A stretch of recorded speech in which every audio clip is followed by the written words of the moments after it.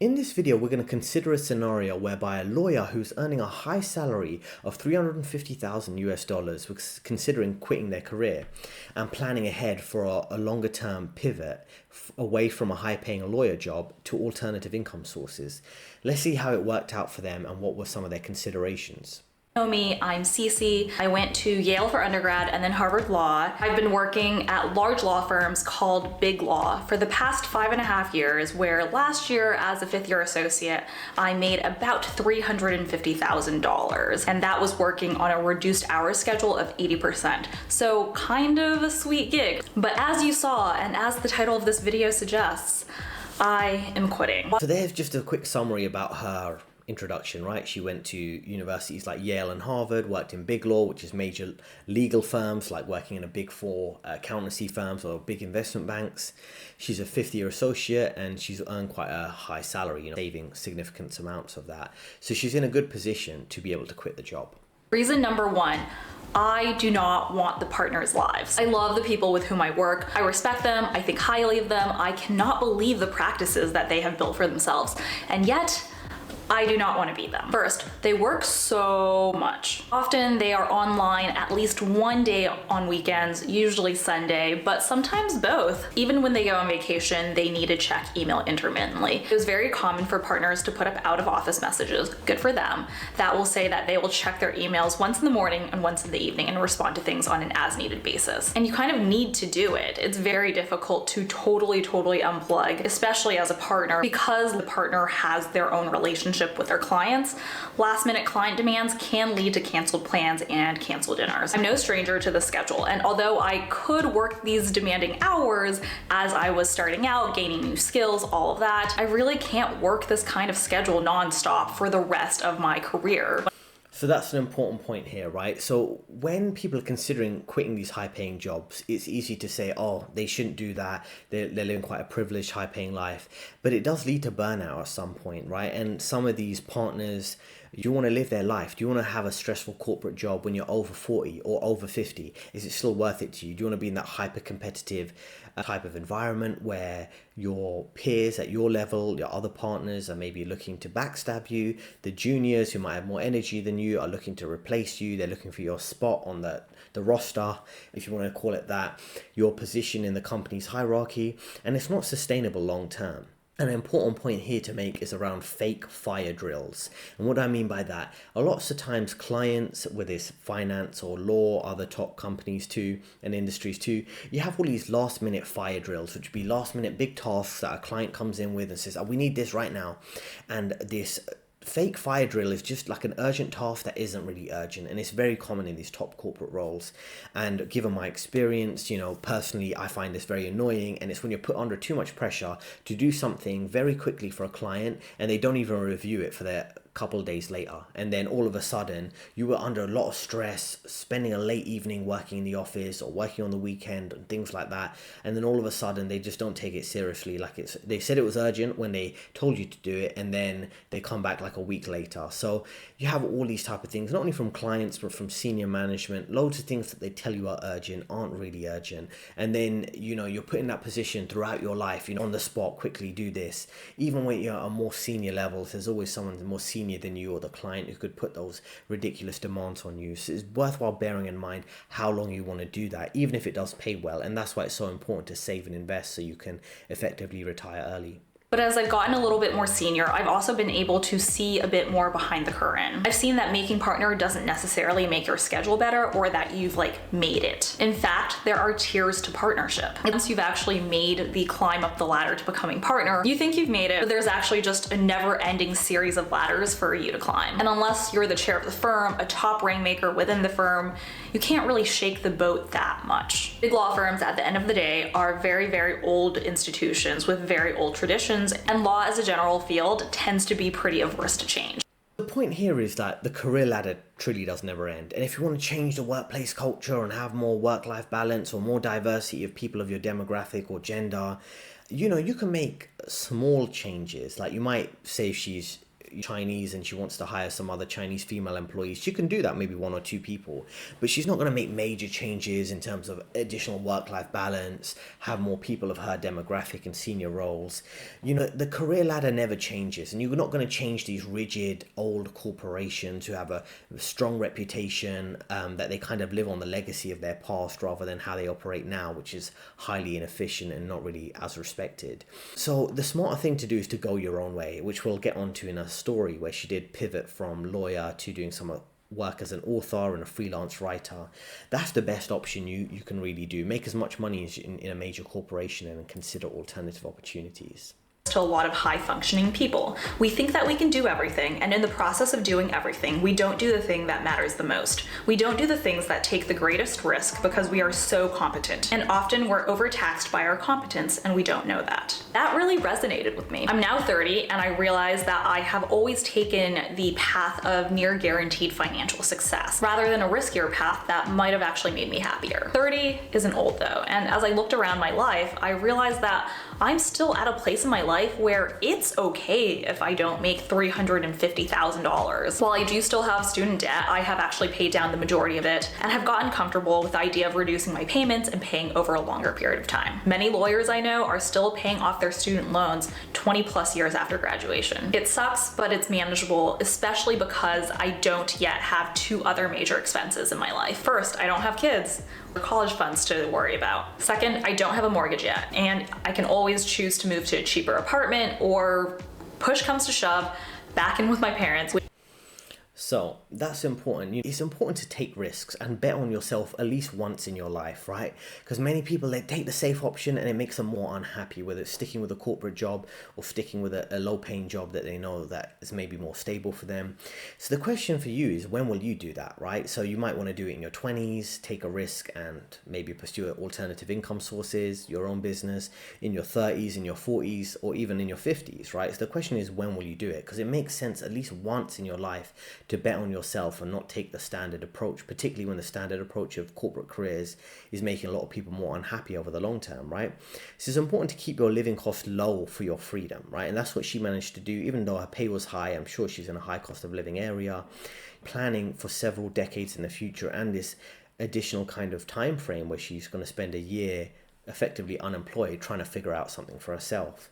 So it's all about taking those steps for your freedom, right? Rather than climbing the corporate ladder for the sake of it. Because eventually, no matter how high you climb in the corporate ladder, you don't have ownership. And eventually you'll want ownership of your life. And that's what she's going to come on to in this next clip here. Even if the ownership comes with some risk, it's better to have that than to work your whole life for a company that sees you as disposable. It's not linked to your real legacy as an individual. You're not building anything for yourself effectively. So let's see what she has to say here.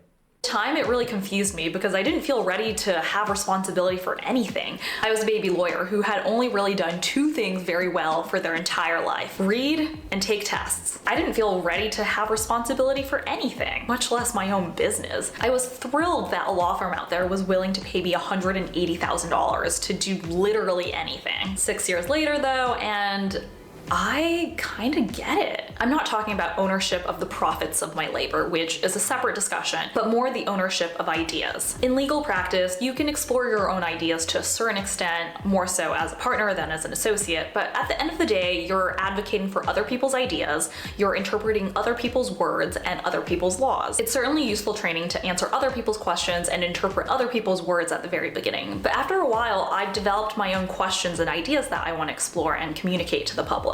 At this point, you're probably wondering, what are... So before we move on to how she dealt with this 1 year later, let's try to understand where she's at this point, right? She wants ownership. She's willing to walk away from a massively high paying job to find alternative opportunities. So how did this end up for her? Let's find out now here, right here.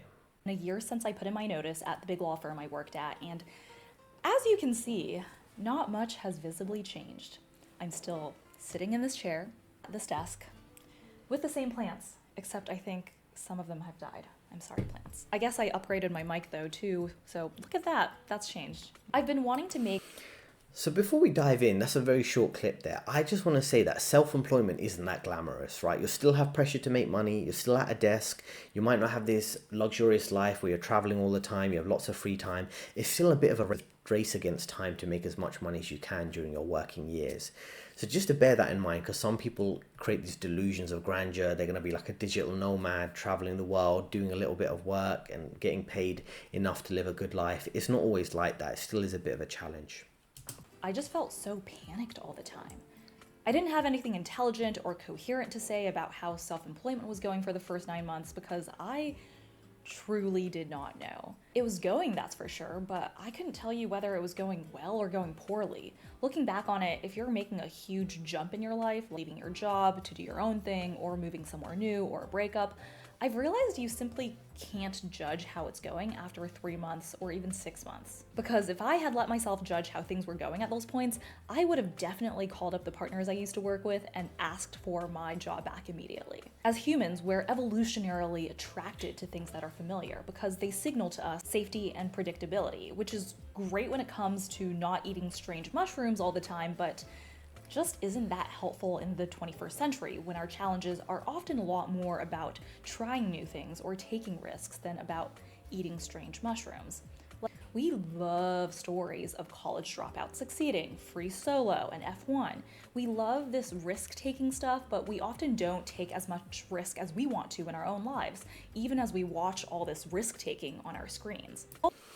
So this is very important, right? The panic is very real. Many people, like I say, they have a glamorized version of self-employment. It's a huge jump and you can't judge yourself too quickly. It's very tempting to judge yourself compared to people who are in your previous career dealing with an unpredictable income, and you're in a more inferior position because your income is more unpredictable compared to people with the standard jobs.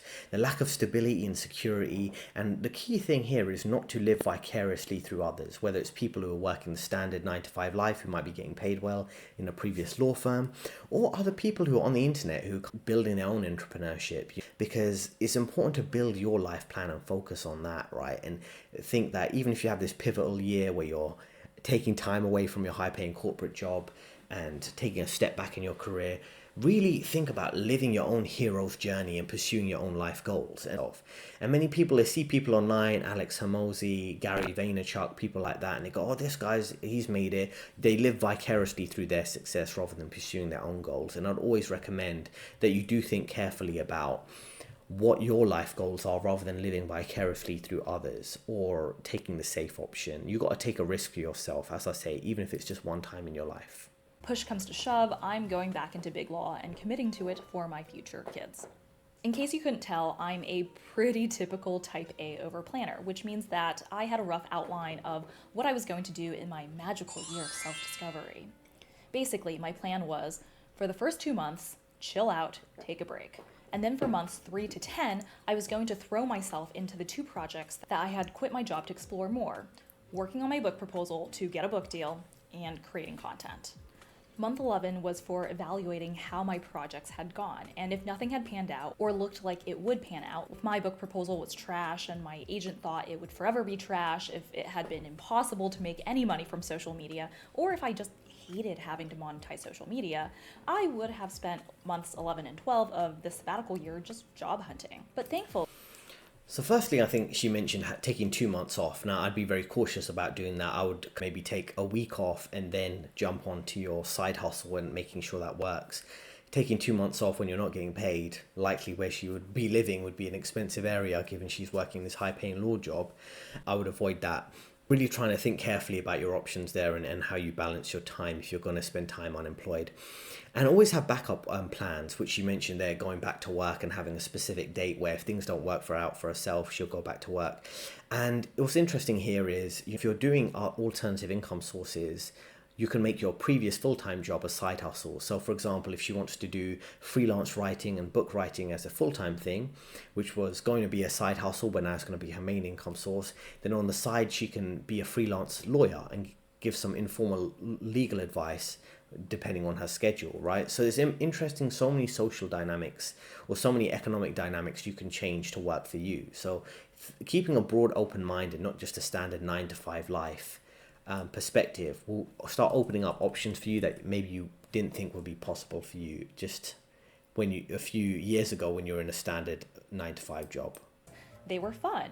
I just had a hard time having fun at fun things because I kept on thinking about the uncertainty I had just launched my life into and how stupid I felt and how dumb the internet at large must think I was, even though rationally, objectively, I knew that this uncertainty was exactly what I had signed up for. But I'm terrible with uncertainty, and even more terrible with uncertainty after so many years of knowing exactly what I was doing, where I was headed, even if what I was doing and where I was headed wasn't 100% exactly what I would pick for myself. I thought so many times during those 2 months about begging for my job back because So this is an important point, right? In terms of organizing your plan with like more strict organization, and it's easy to unravel and lose your routine. That's why it's important. I would recommend, as I say in a lot of my videos, don't share your goals with others. If you know family members might think you're crazy for quitting your job, then just tell them you're still working your job. Don't tell them that you've quit your job or that you're working from home while you build your own business. Pretend you're still working your normal job. Many may want you to fail, even your friends and family, and there's a lot of pressure to make money. And the pressure to make money is always there, even if you're pursuing your own thing, you're living a bit more of a relaxed life. And the other thing I'd say is you just be careful around what you share with others because they will destroy you. If you're in a difficult spot and you're caught between a layoff and quitting your job or pursuing something on the side that hasn't quite worked out yet, and you're on that kind of purgatory phase of not sure what step to take next, or things might work out or they might not, you're walking a very tightrope in terms of your income sources. Really try to don't share that with others. If it depends who you're talking with. Some people are quite negative. If you have positive family members you can share that with, maybe do that with them, but be very careful and strategic on how you describe things to other people or what you share with them, because they might not be as supportive as you might have hoped they were. my terrible attempt at trying to chill out, I spent the next time period working on my book proposal, which was really the big project that I had quit my job for.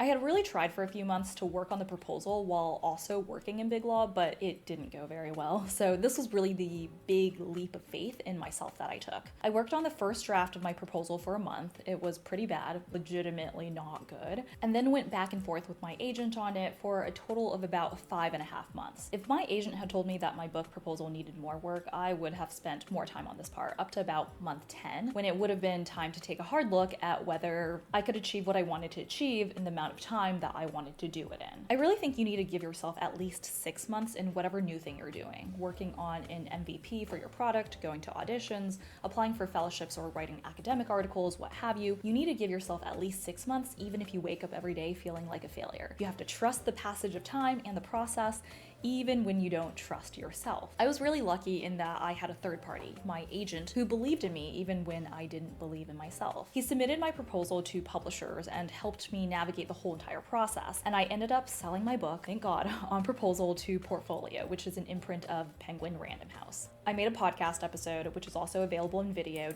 So just to cover this, right, you had a book proposal, a side hustle. The truth is, when you have a side hustle with a busy corporate job, even if it's high paying, it's not that easy to do. People might say, work a busy corporate job. I've seen this type of advice online. Or work in sales and trading and have a side business on the side where you're going to be drop shipping. People don't understand how intense and crazy that would be. Right? And I've seen this advice and apparently people are following it, it's working for some, but you're working like 12 hours a day in a sales role, which is super intense social work, basically socializing and dealing with office politics and having work drinks after to meet with clients. Then on the side, you're going to open up a full drop shipping business. The time management just doesn't exist. Same thing working a very busy corporate law job where you've got to deal with clients any hours of the day on the weekends, and then you want to write a book on the side. And it's good she mentioned this because it's very realistic to take the approach to quitting your job to do your side hustle for some short time period before you decide which path to take in life. And she made the right decision in making that type of consideration, because trying to do both at the same time is just not realistic. Now, the other point I want to say here is in terms of a support structure. She had a support structure in terms of a supportive, like you mentioned, a publisher, an agent trying to help her with this book and getting it out there. And the thing is, many people, when you start your side hustle, you focus on that after you quit a corporate job to pursue your passion, you don't have that support system. You might not have a supportive family member, friend, relationship partner, things like that. And you should think about, can you do it alone? Are you comfortable with an element of being lonely and isolated and going against the normal conventional advice of the standard 9-to-5 life, or sticking with a high paying corporate job? So that's something for you to bear in mind, because it's very easy for people to have this idealistic view of what it's like to quit a high paying job to pursue your passion. And that's why it's important to have a strong vision of what you want before you do make that transition.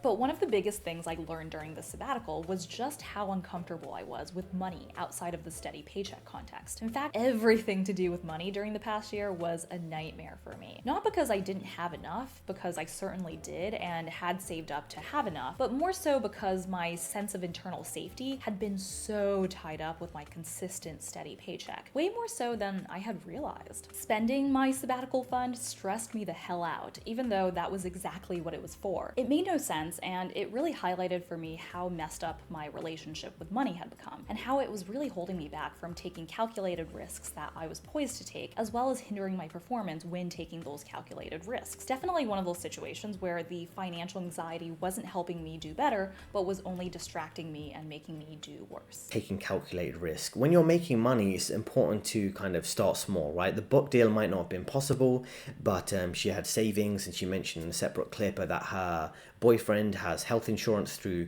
his company, so she could be on that health insurance. And it's all about strategic planning, whether it's saving and not telling others, figuring out a solution, focusing on a backup plan, on finding another job if it doesn't work out for you, and getting things warmed up during quiet quitting. And what I mean by that is, if you're going to be quitting a job, you should slowly start putting in less effort and putting in more effort in your side hustle, so you're kind of managing your energy and time in terms of where you're going, and not like making a big deal about doing the best job for the company the last few months that you work there.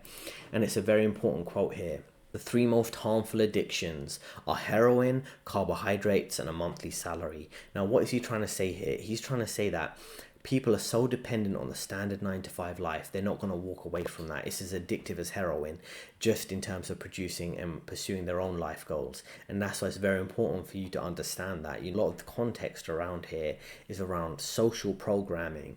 You're telling you have to stick to the 9-to-5. You're going to be a failure if you do your own thing. And that sometimes it does work out, sometimes it doesn't work out. But it's important to bear in mind the social programming is telling you our monthly salary is just how you survive. It's just how it is. You can't think about other opportunities that might be out there for you if you do something different.